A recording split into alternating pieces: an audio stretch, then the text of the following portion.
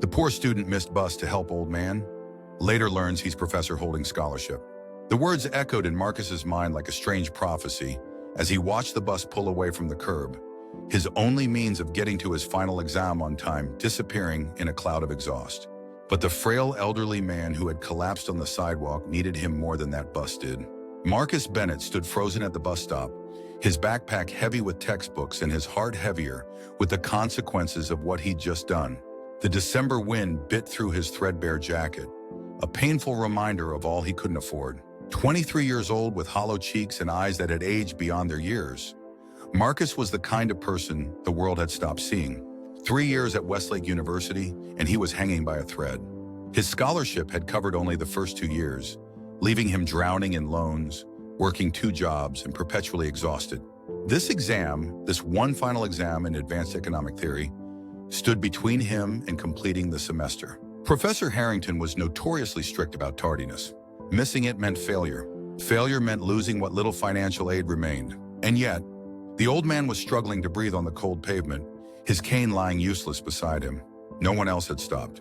The crowd had simply parted around him like water around a stone, faces turned down, quickening their steps.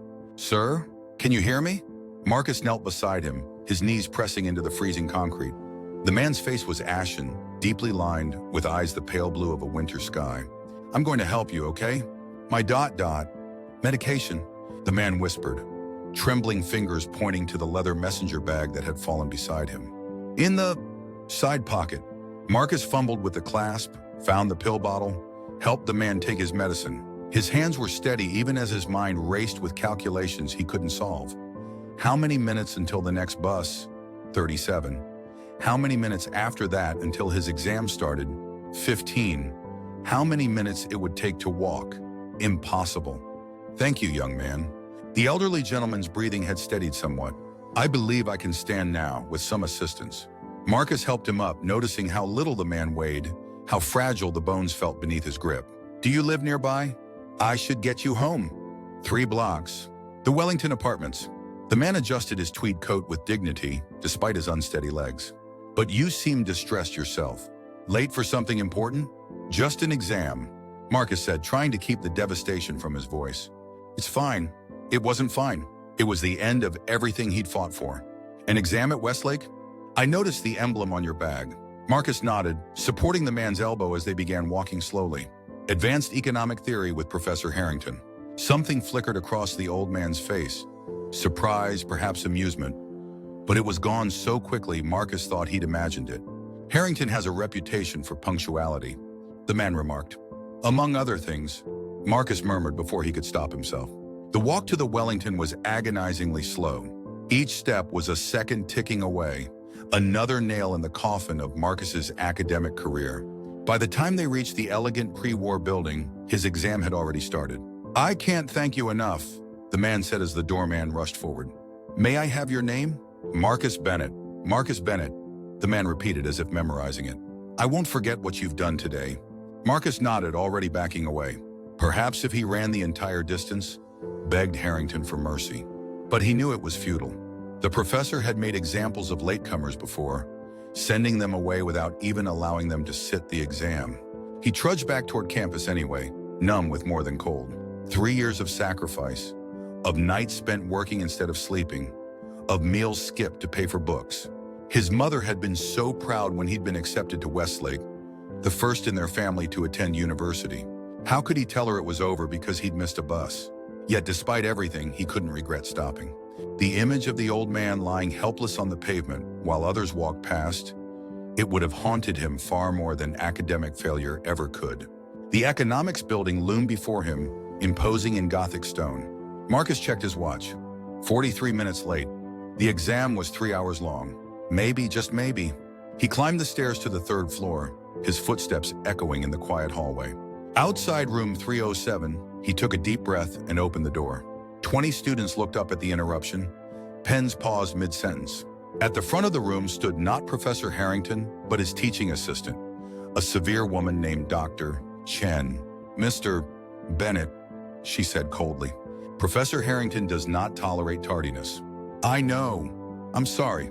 There was an emergency. Save your excuses." Professor Harrington left strict instructions. No one more than 10 minutes late would be permitted to take the exam. The finality in her voice made his stomach drop. He nodded once, turned, and walked out, closing the door quietly behind him. In the hallway, Marcus leaned against the wall and closed his eyes. The crushing weight of consequence pressed down on him, making it hard to breathe. He would have to drop out. Find full-time work. Perhaps in a few years he could save enough to try again. His phone vibrated in his pocket. Probably his mother, calling to wish him luck on the exam he'd just failed to take. He couldn't bear to answer. Instead, he walked slowly out of the building into the fading December afternoon. The campus was beautiful, even in winter. Bare trees etched against the gray sky, old buildings standing solid and permanent. He would miss this place. It had begun to feel like home. 3 days later, Marcus received an email that changed everything. He was sitting in the cramped studio apartment he shared with 2 other students, trying to figure out how to tell his mother he wouldn't be returning for the spring semester, when his laptop pinged with a new message. From the Office of Academic Affairs. Subject: urgent meeting request. His first thought was that it was official notification of his academic dismissal. But as he read the message, confusion replaced dread. Mr. Bennett, your presence is requested for a meeting with the Dean of Economics and Distinguished Professor Emeritus Harold Whitman tomorrow at 2 p.m. in the Dean's office. This matter concerns your academic standing and is of the utmost importance. Harold Whitman? The name meant nothing to him. Marcus arrived at the Dean's office 15 minutes early the next day, his collar chafing against his neck. He'd ironed his only dress shirt, hoping to at least face his academic execution with dignity. Dean Marsh's assistant showed him into a spacious office where 2 men waited. Dean Marsh he recognized, a tall, imposing figure with salt and pepper hair. The other man, seated in a leather armchair by the window, was elderly and frail. It took Marcus a moment to recognize him without the pallor of distress on his face. The old man from the bus stop. Mr. Bennett, the dean said, extending his hand. Thank you for coming. I believe you've already met Professor Whitman, albeit under unusual circumstances. Professor Whitman's pale blue eyes crinkled with amusement as he rose shakily to his feet. We have indeed met. This young man likely saved my life 3 days ago. Marcus stood frozen, his mind racing to catch up. You're Professor Whitman? Harold Whitman, Professor Emeritus of Economics at Westlake for 43 years, the dean explained, and the founder of the Whitman Scholarship for Excellence in Economic Theory. The room seemed to tilt slightly. Marcus reached for the back of a chair to steady himself. Please sit down, Mr. Bennett, Professor Whitman said gently. We have much to discuss. As Marcus sank into a chair, the professor continued. I suffered a minor cardiac episode at that bus stop. My medication prevented it from becoming major, but only because you stopped to help me administer it. The doctors tell me had I been alone for much longer, the outcome could have been quite different. I'm glad you're all right, sir, Marcus managed. More than all right, thanks to you. Now, Professor Harrington has informed me that you missed your final examination in his course. Marcus's throat tightened. Yes, sir, because you were helping me. I didn't know who you were, sir. That's precisely the point, isn't it? Professor Whitman exchanged a glance with the dean. You didn't help me because I was a professor with connections. You helped because I was a human being in distress. Dean Marsh cleared his throat. Professor Whitman has shared the circumstances with Professor Harrington, who has agreed to allow you to take a makeup examination tomorrow morning. Relief flooded through Marcus so intensely he felt lightheaded. Thank you. Thank you so much. That's not all, Professor Whitman said. I've reviewed your academic record, Mr. Bennett. Quite impressive despite your obvious financial constraints. 2 jobs while maintaining a 3.8 GPA. Remarkable. Marcus shifted uncomfortably under the praise. I understand your initial scholarship has expired. Whitman continued, and that you're facing the possibility of dropping out due to financial pressures. Yes, sir. The Whitman Scholarship was established to support exceptional students demonstrating both academic excellence and extraordinary character. The professor leaned forward, his eyes intent. It covers full tuition, books, and a modest living stipend. It would see you through to graduation. Marcus couldn't speak. The implication was too enormous to grasp. The committee had selected another student for this year's award. Dean Marsh explained, but Professor Whitman, as the founder, has the final say, and he has made a compelling case for your exceptional character. I don't understand, Marcus finally managed. You're offering me a scholarship because I helped you at the bus stop? No, young man, Professor Whitman said firmly. I'm offering you a scholarship because you demonstrated the values this institution should cherish above all others. When faced with a choice between personal advancement and human compassion, you chose compassion without hesitation. That kind of character can't be taught in any classroom. Marcus stared at his hands, overwhelmed. His eyes burned with tears he refused to let fall. "There is some paperwork, of course," the dean said, sliding a folder across his desk. "And certain academic standards must be maintained. But effective immediately, your financial concerns regarding Westlake are resolved." When Marcus finally looked up, Professor Whitman was watching him with something like pride. "Thank you," Marcus said, the words inadequate for the emotion behind them. "I don't know what else to say." "Say you'll come to tea next week," Professor Whitman replied. "I have a rather extensive library of economic texts you might find interesting.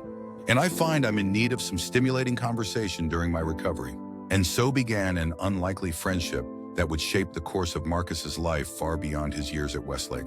The makeup exam with Professor Harrington proved less intimidating than expected. Marcus passed with one of the highest scores in the class, earning a rare nod of approval from the notoriously difficult professor. With his financial burden lifted, Marcus was able to reduce his work hours and focus more deeply on his studies. His grades, already impressive, became exceptional. But more importantly, he found time to breathe, to sleep, to occasionally enjoy the simple pleasure of a coffee with friends without calculating its cost in ramen packets. His weekly visits to Professor Whitman's book-lined apartment became the highlight of his academic life. What began as awkward gratitude transformed into genuine intellectual kinship.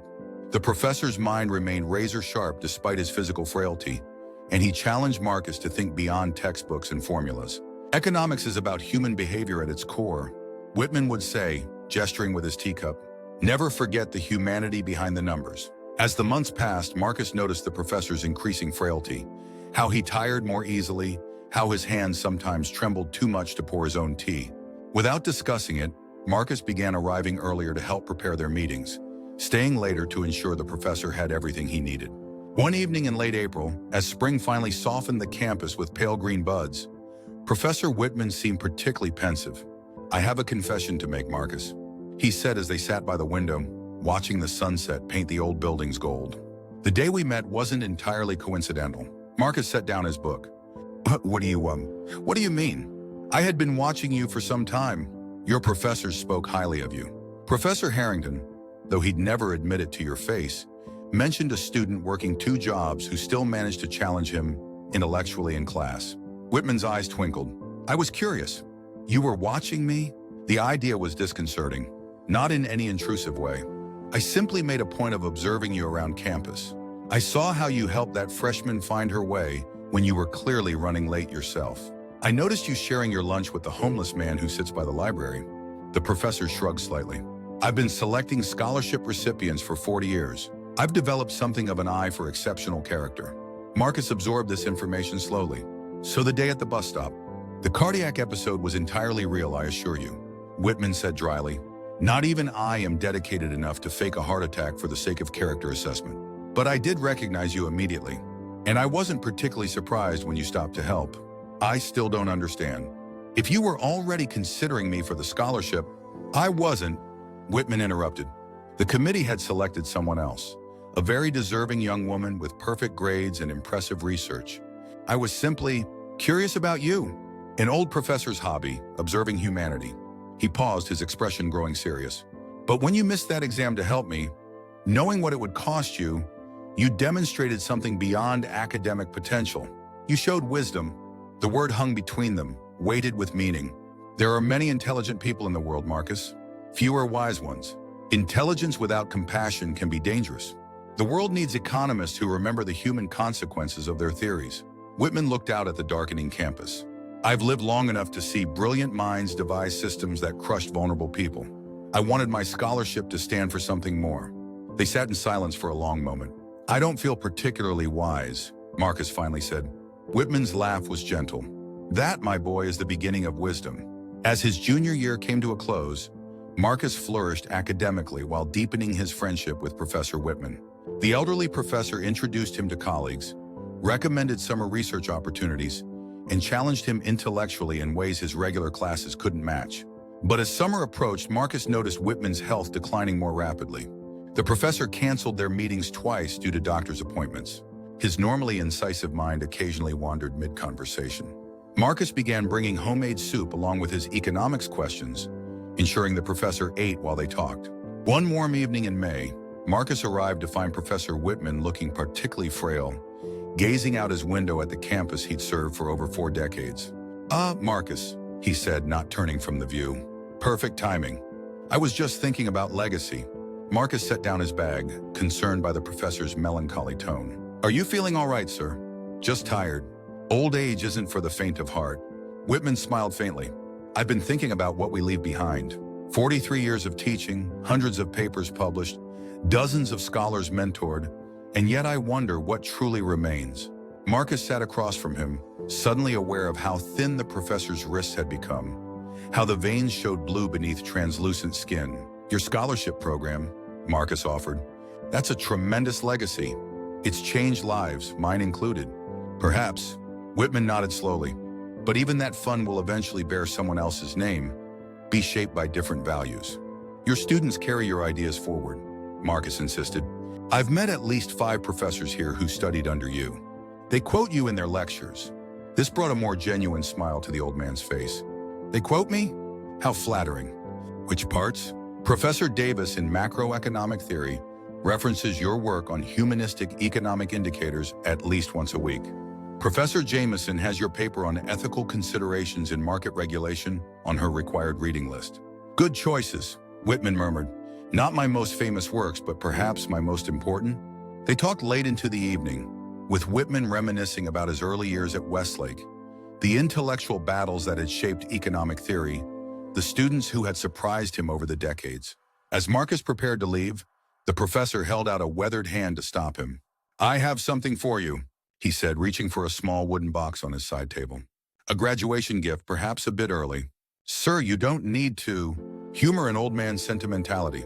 Whitman pressed the box into Marcus's hands. Open it when you get home. Later that night, sitting on the edge of his bed, Marcus carefully opened the polished wooden box. Inside lay an antique pocket watch, its gold case engraved with intricate designs. A small card beneath it read in shaky handwriting, "Time is the only truly non-renewable resource. Use yours wisely." HW. Marcus held the watch gently, feeling its weight, both physical and symbolic. The gift felt like both blessing and responsibility. The following week, Professor Whitman was admitted to the hospital. What began as routine tests stretched into days of worried waiting. Marcus visited daily, bringing books they discussed and sitting quietly when the professor was too tired to talk. On the 3rd day, he arrived to find Whitman looking better, sitting up in bed and arguing good-naturedly with his doctor. Marcus, the professor brightened. Perfect timing. Tell Dr. Singh here that a man of my advanced years doesn't need to be treated like a child.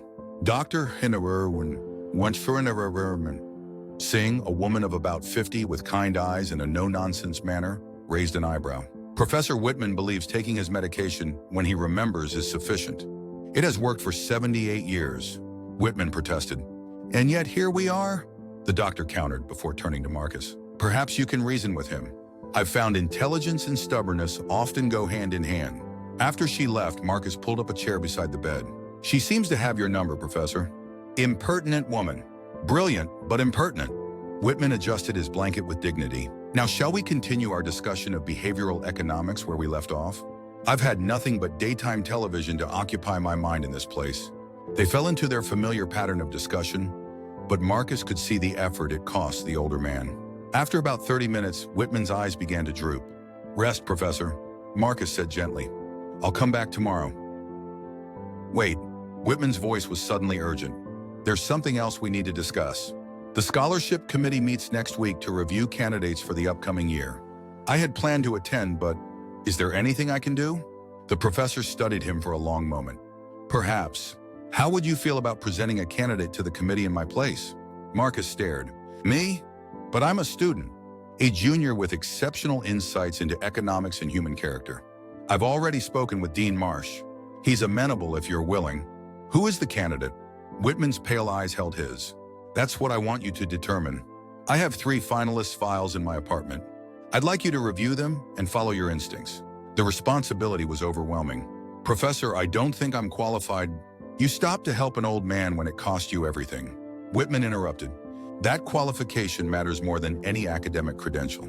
And so Marcus found himself spending his final week before summer break, poring over 3 candidates' files in Professor Whitman's apartment. Each was academically brilliant. Each had compelling personal essays. Each demonstrated financial need.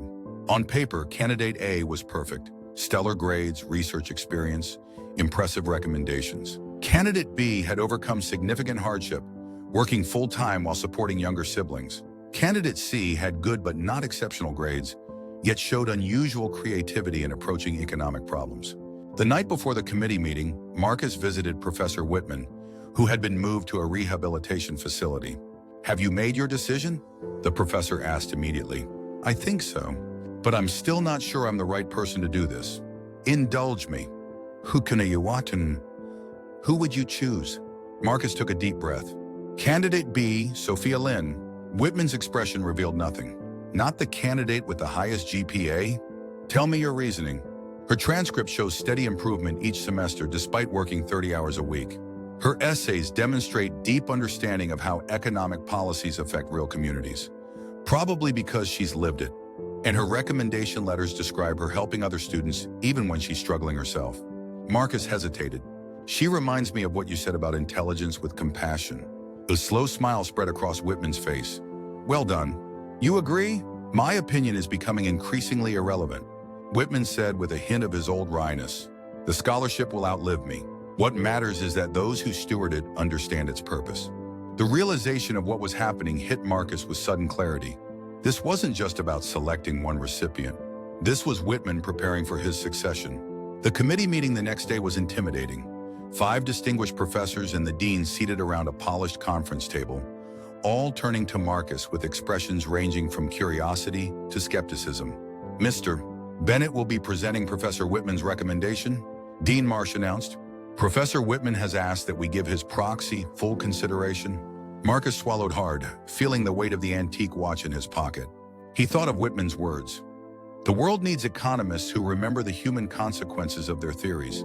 He began to speak not just about Sophia Lynn's qualifications, but about what the Whitman Scholarship truly represented, the marriage of academic excellence with profound humanity. As he spoke, he saw expressions softening around the table. When he finished, there was a moment of silence. "Any questions for Mr. Bennett?" Dean Marsh asked. Professor Harrington, intimidating as ever, leaned forward. "Just one. Would you stake your own scholarship on this recommendation?" Marcus met his gaze steadily. "Yes, sir. I would." The vote was unanimous in favor of Sophia Lynn. When Marcus told Professor Whitman the news later that day, the old man seemed to relax for the first time in weeks. "You understand now," Whitman said quietly. "It was never just about the money. It's about seeing the person behind the circumstances." Marcus replied, "Like you saw me." "Precisely." The professor closed his eyes briefly. "I've spoken with Dean Marsh about creating a student position on the scholarship committee permanently. Paid, of course." He seemed receptive. "Professor, the fund needs someone who remembers its heart, not just its criteria." Whitman fixed him with a penetrating look. "Consider it at least." Summer arrived, bringing with it new possibilities. Marcus had secured a prestigious internship at an economic policy think tank with Professor Whitman's recommendation and would be staying in the city. He continued visiting the professor regularly, witnessing his slow improvement, but also his increasing frailty. During one visit in late June, Whitman was sitting in a wheelchair by the facility's garden, looking small but peaceful. "I've been thinking," he said without preamble, "about what you said regarding my legacy." Marcus sat beside him on a bench. "What about it? You mentioned my former students teaching my ideas. My papers being read." Whitman turned to face him fully. "But I've realized my true legacy may be something else entirely." "The scholarship?" "No." Whitman smiled, the afternoon sun illuminating the deep lines on his face. "The moments of choosing compassion over advancement. The times I helped someone who couldn't possibly return the favor. The decisions that won't appear in any academic journal, but that change the course of lives." He gestured to Marcus. "Like the day we met." Marcus understood then what Whitman had been trying to teach him all along. Economics wasn't just about theories and markets. It was about human choices, human values, human connections. "The most important impact we have," Whitman continued, "is often the one we never fully see, the ripples that extend outward from our actions." He reached out a trembling hand to rest briefly on Marcus's arm. "You're stopping to help me that day. It won't appear on your resume or in your academic record, but its effects will continue long after both of us are gone. When senior year began that fall, Marcus found himself in a position he could never have imagined a year earlier. His financial worries had vanished. He had reduced his work hours to focus on his honors thesis, which Professor Whitman was advising despite his officially retired status. He had accepted the position on the scholarship committee, and he had begun volunteering at a financial literacy program for low-income high school students, teaching them basic economic principles that could help them navigate their futures. Professor Whitman, still residing in the rehabilitation facility, had good days and difficult ones. On the good days, he and Marcus would debate economic theory for hours. On the harder days, Marcus would simply sit with him, sometimes reading aloud from the professor's favorite books. During one October visit, as red and gold leaves swirled outside the windows, Whitman seemed unusually reflective. "Did I ever tell you why I established the scholarship?" he asked, his voice weaker than it had been the week before. "I don't think so," Marcus replied, setting aside the journal article they'd been discussing. "I was like you once, working multiple jobs to stay in school. No family support to speak of." Whitman's gaze was distant, seeing something from long ago. "During my second year, I became ill. Pneumonia. I missed 3 weeks of classes, lost one of my jobs. I was certain my academic career was finished before it had properly begun." Marcus listened, realizing how little he actually knew about the professor's early life. "My economics professor at the time, a formidable woman named Dr. Eleanor Kent, came to my boarding house, brought me her lecture notes, food, medicine." Whitman smiled at the memory.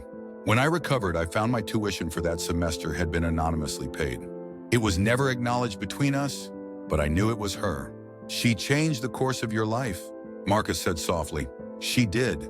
And when I achieved some measure of success, I established the scholarship in her memory, though I named it for myself to protect her privacy." Whitman's eyes found Marcus's. "We're links in a chain, you see. What's given to us, we give forward." In December, a week before final exams, Marcus received an urgent call from the rehabilitation facility. Professor Whitman had suffered another cardiac episode. This one was more serious. Marcus found him in the hospital, looking smaller than ever against the white sheets. Monitors beeped softly. An oxygen tube ran beneath his nose. "Marcus," Whitman whispered when he saw him. "Good. There's something—" He was interrupted by a bout of coughing. "Don't try to talk, Professor. Just rest." Whitman shook his head stubbornly. "Listen, in my apartment, desk drawer, there's an envelope with your name.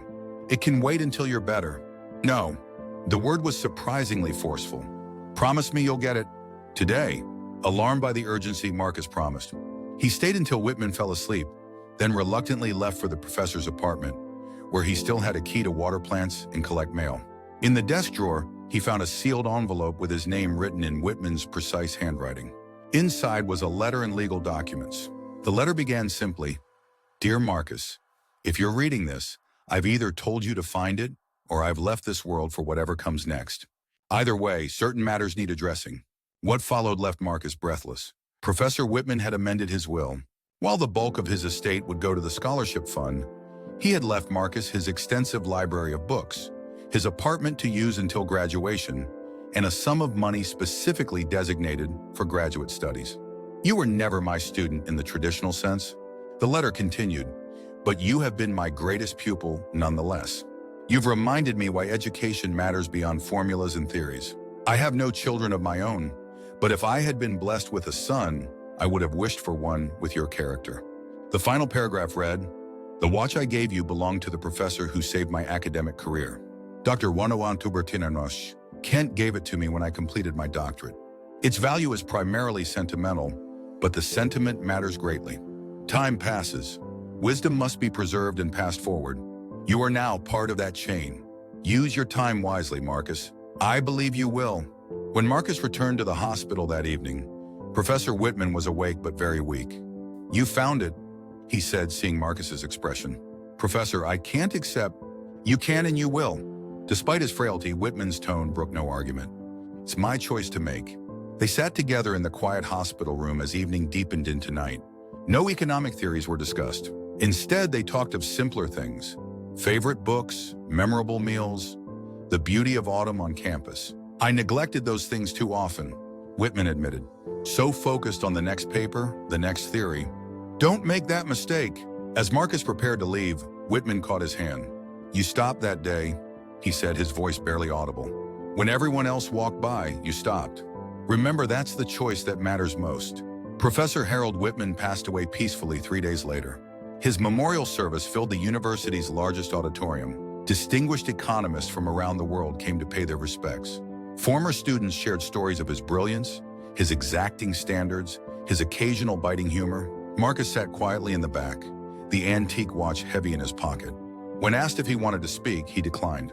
His relationship with the professor felt too personal, too sacred to share with the crowd who had known only parts of the man. Instead, he wrote a simple tribute that was included in the program. He taught me that in economics, as in life, what we choose to value reveals who we truly are.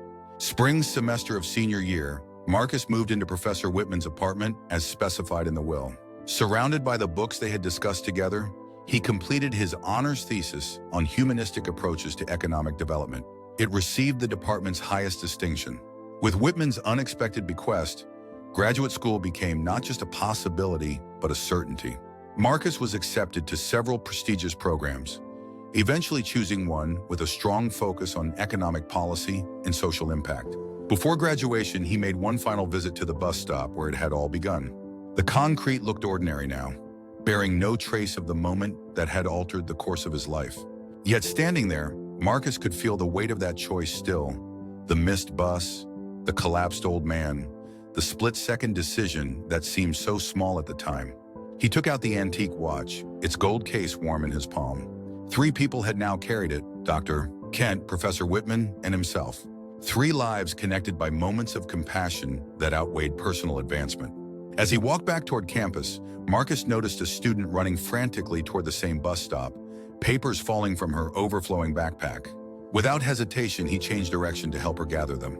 Some choices create ripples that never truly end.